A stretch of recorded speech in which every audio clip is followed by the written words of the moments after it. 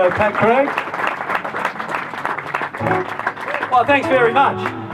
Well, what are we going to do next, Jim?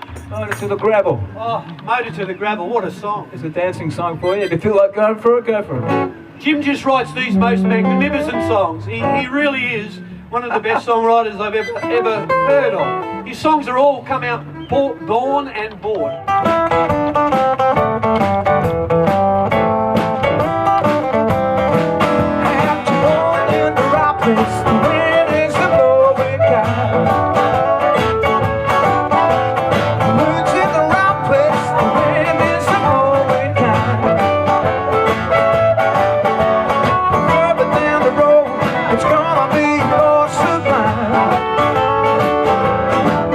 Get your